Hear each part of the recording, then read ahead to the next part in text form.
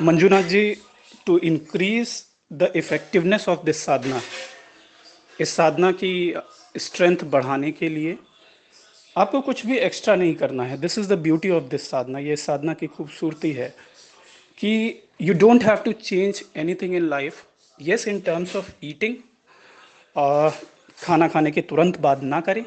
अगर पेट हल्का भरा हुआ है देन इट्स फाइन, अदरवाइज थोड़ा सा गैप देके करें ताकि आप पूरी सांस अंदर ले पाएँ। पेट भरा हुआ होगा तो पूरी सांस आप अंदर नहीं ले पाएंगे। स्लीपिंग टाइम वगैरह साधना आपकी खुद छुड़वा देगी। आप कई साधक हैं ग्रुप में, जानते हैं कि शायद उनके लिए सो पाना मुश्किल ही हो जाता है अब 3 घंटे 4 घंटे के बाद में। तो वो सारी चीज़ें साधना खुद कवर कर देगी। आपको इफेक्टिवनेस बढ़ानी है तो आप सिर्फ और सिर्फ साधना ज़्यादा करिए, और कोई दूसरी चीज़ चेंज करने की ज़रूरत नहीं है लाइफ में।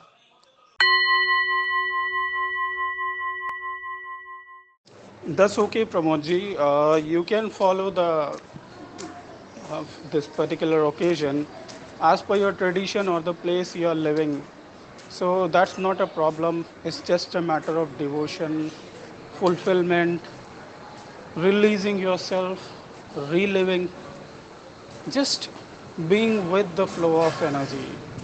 So every night can be Shivratri, every night can be Mahashivratri, provided you have the same amount of love, devotion, and readiness to dissolve yourself in the feet of superconscious, cosmic consciousness, or the supreme, or what you call it, infinite.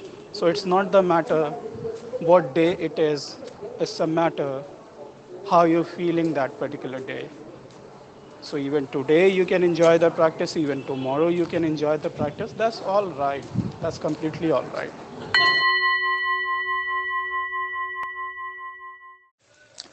Shivam, अच्छा लगा आपका message सुन के।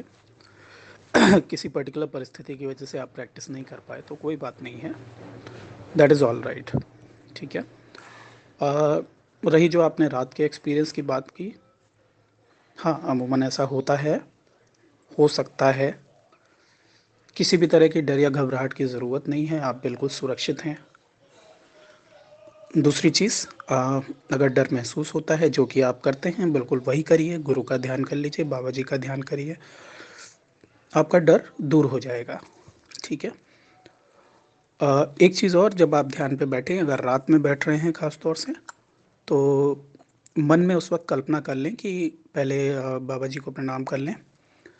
अपने जो DT हैं, mail DT हैं या female DT हैं, उनको प्रणाम कर लें, गुरु को प्रणाम कर लें, और मन में कल्पना कर लें कि आपके आसपास एक शक्ति चक्र है जिसके भीतर कोई भी शक्ति प्रवेश नहीं कर सकती है।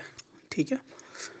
तो आप मानसिक रूप से भी एक संतुष्टि के लेवल पे रहेंगे कि हाँ मैं सुरक्षित हूँ पूरी तरह से, और आप सुरक्षित हैं, उसमें किसी भी तरह की कोई डाउट की ज़रूरत नहीं है। दूसरी चीज़ जो आपने आनंद की बात कही, ये आनंद इंटीग्रेट होता चला जाता है, ये बढ़ता ही चला जाएगा। ये जो झलक आपको मिली है ध्यान के दौरान, ये बहुत बढ़ जाती है। और इसी आनंद की अवस्था में जब आप चीज़ें अपने लिए करना चाहते हैं, कई लोग सवाल पूछते हैं कि मेरा ये काम नहीं हो रहा, वो काम नहीं हो रहा, मैं कैसे कर सकता हूँ। बहुत सिंपल सी बात है कि ये जो स्टेट होती है, ये एक्सटेटिक स्टेट होती है, आनंद की अवस्था होती है।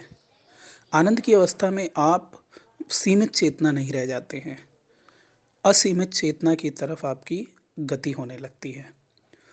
उस वक्त आप जो भी चीज़ मजबूती से परासत्ता के समक्ष रख देते हैं मानसिक रूप से, और आप उस चीज़ को बाकायदा महसूस कर सकते हैं कि ये चीज़ मुझे प्राप्त हो गई है, उस चीज़ के प्राप्त होने के चांसेस बहुत बहुत ज़्यादा बढ़ जाते हैं, है ना। और एक दो बार में नहीं भी होता है, तो जब जब आप एक्सटेटिक स्टेट में होते हैं, उस चीज़ को परासत्ता के सामने रख सकते हैं, आप डेफिनेटली उस चीज़ में परिवर्तन देखेंगे। अच्छा लगा मुझे आपका मैसेज सुन के कि आप प्रैक्टिस कर रहे हैं, और वो कॉन्फिडेंस आपकी बात में भी झलक रहा है, आपकी आवाज़ में झलक रहा है। मेरी शुभकामनाएं आपके साथ में हैं, आप प्रैक्टिस जारी रखिए। ईश्वर आपको बहुत आगे बढ़ाएगा।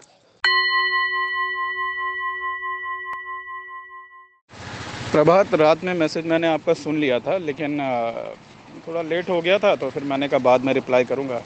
बच्चे के पास चला गया था क्योंकि मैं नीचे खड़े होकर आपसे बात कर रहा था मैसेज पे।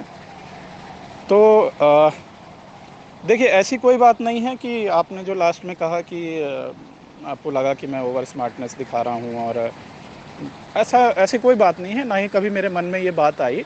लेकिन मैं आपको एक बात बता दूँ प्रभात, और वो बात आपने भी कही हुई है, उसी बात को मैं रीआइटरेट कर रहा हूँ एक तरीके से, कि actually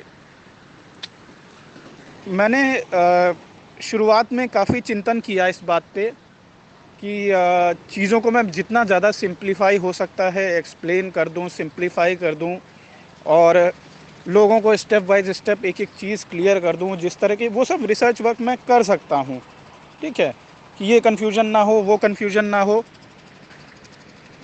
but what I realized over a period of time that no matter how much efforts you put from your end to simplify these things, इस रास्ते पे चलता वही है जो चलना चाहता है, जिसके अंदर किसी लेवल की अग्नि जो है ईश्वर के द्वारा प्रज्वलित की गई होती है।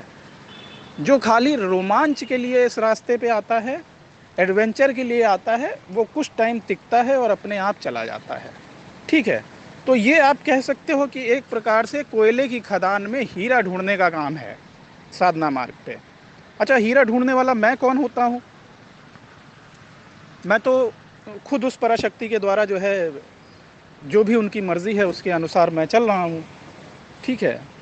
लेकिन वो पराशक्ति हमारे माध्यम से, गुरु के माध्यम से वो हीरे स्वयं ढूंढ लेती है। और अगर इसको मार्केटिंग लैंग्वेज में आप बात कहें तो it's basically a hit and trial method, right. या फिर जो 1:10 का रेशियो होता है सेल्स का, कि अगर 10 बंदों को आप जो है सेल्स पेज दोगे तो एक बंदा कन्वर्ट होना तय है। और जितना आपका एक्सपर्टीज़ होगा प्रैक्टिकली अगर देखें तो कन्वर्जन रेट हाई हो जाता है। कुछ लोग इतने मास्टर हो जाते हैं कि 10 में से 7-8 लोग ना। यहाँ पे हम प्रोडक्ट के साथ नहीं खेल रहे हैं, यहाँ पे हम इंसानों के साथ जो है संपर्क कर रहे हैं। इंसानों का चरित्र अलग अलग होता है, सोच विचार अलग अलग होता है, ठीक है। अगर उसको बात भा गई, दिल में उतर गई, तो वो साधना अपने आप ही करता चला जाएगा। दिस इज़ नॉट समथिंग कि लगातार करवाई जा सके, इसीलिए गुरुकुल की व्यवस्था थी। और अब अनफॉर्चुनेटली वो व्यवस्था मेरे पास तो है नहीं, तो मुश्किल होता है। और ना ही आजकल कोई गुरुकुल व्यवस्था के लिए, बहुत ही कम लोग तैयार हैं मेरे हिसाब से। और गुरुकुल व्यवस्थाओं का जो हिस्सा हैं आज की तारीख में, वो रटे रटाए पंथों का, ऑर्डर्स का बस एक हिस्सा बन के रह गए हैं, कि वो वेद रट लिए, श्लोक रट लिए और पूरी ज़िंदगी उनकी उसी पे चलती जा रही है। इनर मतलब सर्च के लिए जो है कोई ऐसा काम नहीं होता है। मैं ये नहीं कहता सब जगह नहीं होता है, लेकिन मैक्सिमम आप देखोगे कि ऐसा ही है ना। कई मेरे जानने वालों ने कई आश्रम्स को विज़िट किया और पाया अंदर सब कुछ खोखला है, कुछ नहीं है। एक एक चीज़ के आधार पे ये योगा करवा दिया, प्राणायाम करवा दिया, इसके आधार पे पूरा पूरा जीवन बिताए दे रहे हैं लोग बैठकर। और वही सांसारिक बातें, वही नॉर्मल बातें, कोई उनके चेहरे में ओज नहीं, कोई भीतर मतलब जो है भीतर की अग्नि दिखाई नहीं देती। तो ये सारी चीज़ें चलती रहती हैं। इसलिए फाइनली मैं इसी कंक्लूजन पर निकला कि ईश्वर को ही जिसको ले जाना है वो ले जाएगा अपने रास्ते पे। मैं किसी को फोर्स नहीं कर सकता। हाँ, मैं इंट्रोड्यूस ज़रूर कर सकता हूँ, मैं इंट्रोड्यूस करता रहूँगा।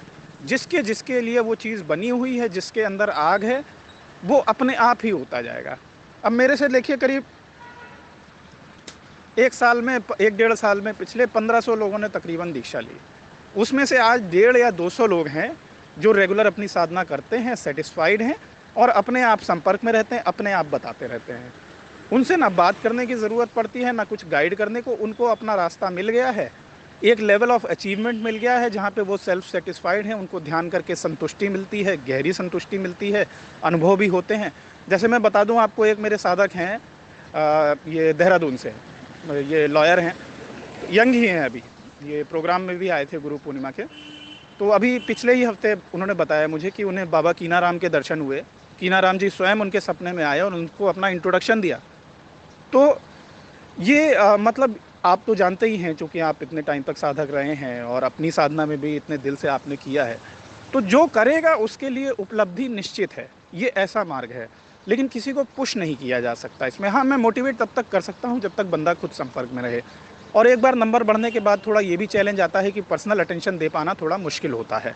ये सभी के साथ चैलेंज है। वहाँ पे कहीं न कहीं सेल्फ मोटिवेशन और सेल्फ वर्क की ही ज़रूरत होती है। तो किताबों वगैरह का इम्पोर्टेंस है, लेकिन प्रभात आपको सही बताऊँ, मैंने किताबें बहुत सी पढ़ी।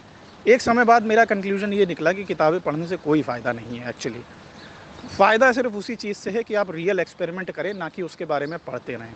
आप एक्सपेरिमेंट करते रहेंगे, एक्सपेरिमेंट एक बार आपके गहराई के तल पे उतर गया, तो वो आपको खुद मोटिवेटेड रखेगा आगे बढ़ते रहने के लिए, है ना?